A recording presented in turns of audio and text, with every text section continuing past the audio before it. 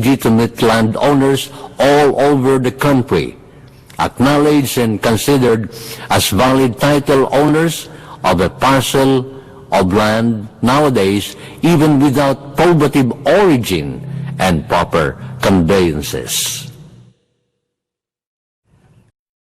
History reveals that the government and or public lands were acquired from friar lands. It was in 1902 when Governor Taft visited the United States. He worked for the passage of the Philippine Bill of 1902 and the purchase of the friar lands.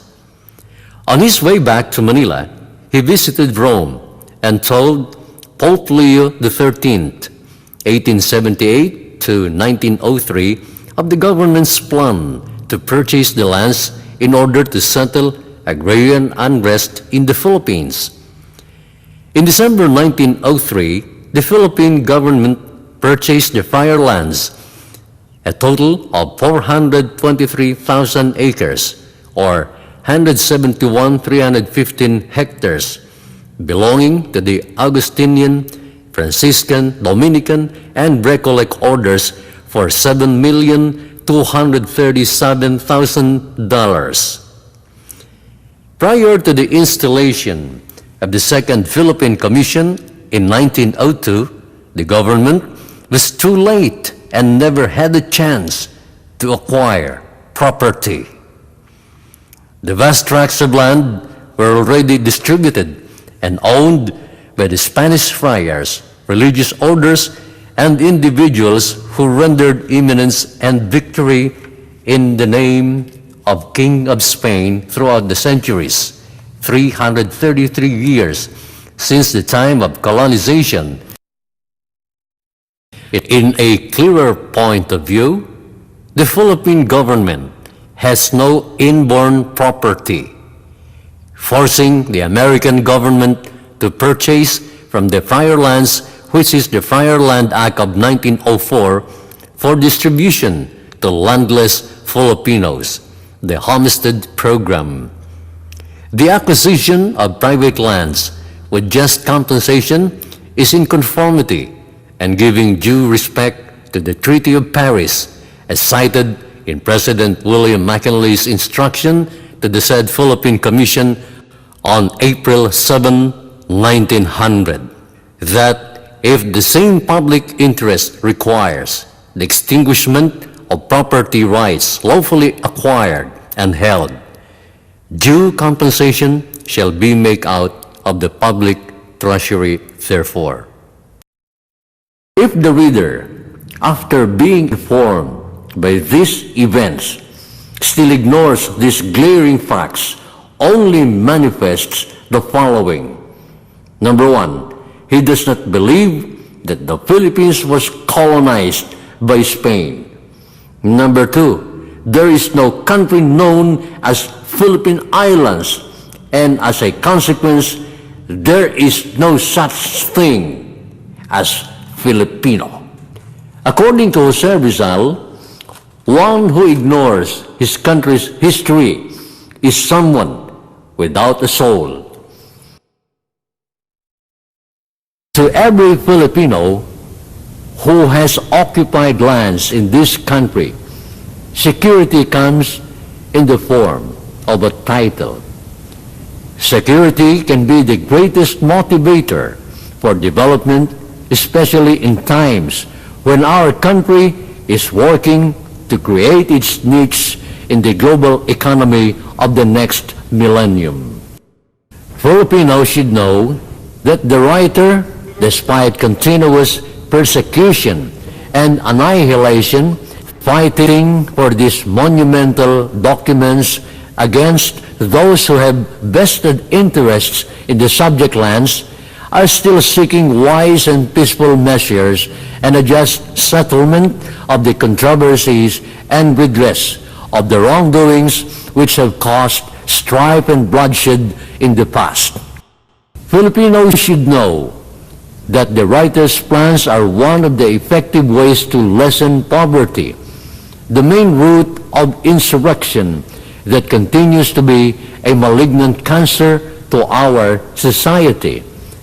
an obstruction to the sustainable economic development of our nation. Filipinos should know that the noble objective of the writer and his colleagues, by virtue of the power vested in him by the lawful owner, has been consistent: to render charitable services to the general public by distributing the subject lands, particularly among indigent families, in accordance with the rendered court orders, decisions, and to serve their fellow men socially, financially, morally, and legally. The tyrannical policy of the government, local and national, and their cohorts, which resorted to direct and or indirect acts of land confiscation, land grabbing, and encroachment of private properties from legitimate owners, should put to an end.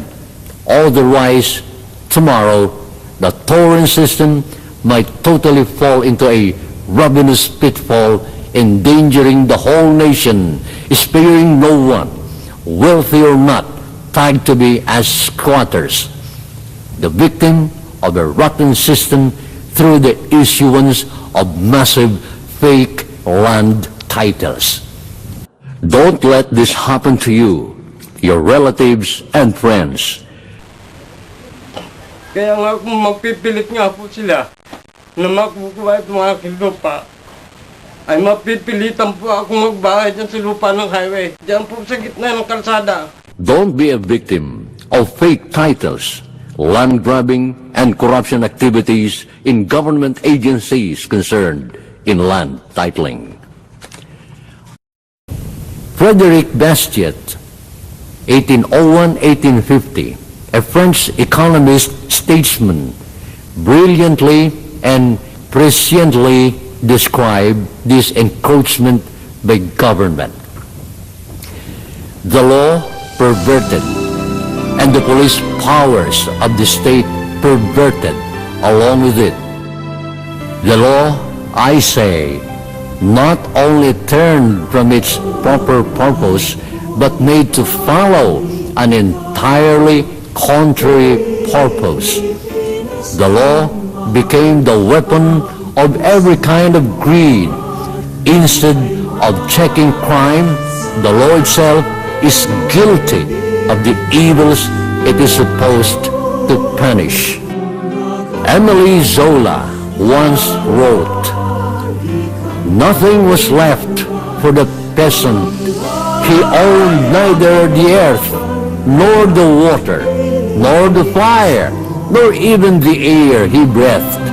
Suffering came to him from all quarters, from man, from nature, from himself." The above-cited phrase vividly captures the miseries presently being experienced by millions of Filipinos. But hopefully, the truth presented in this documentary will plant the seeds for the fulfillment of our dreams, the realization of a squatter-free Filipino society. For this reason, we are encouraging each and every Filipino to participate in this grand endeavor and take back the lost chance of owning a piece of land.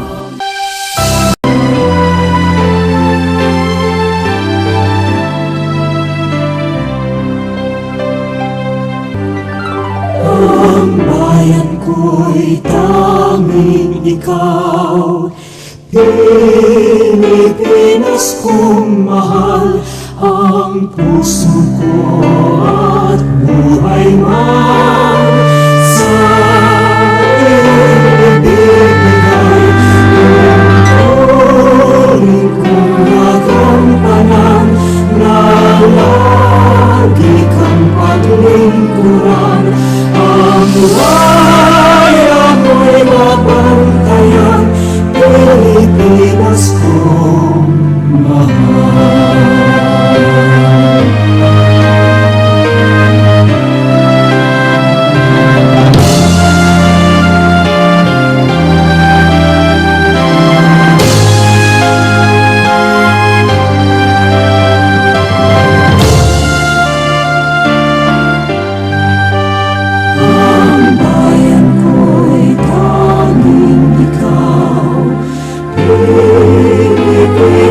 kong mahal, ang puso ko at buhay man sa iyo'y bibigay.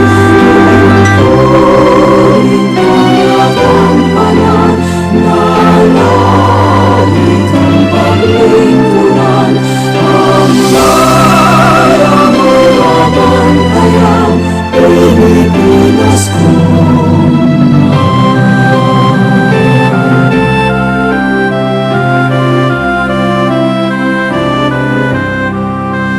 Ang bayan ko'y tanging ikaw, Pilipinas kong mahal, ang puso ko at buhay man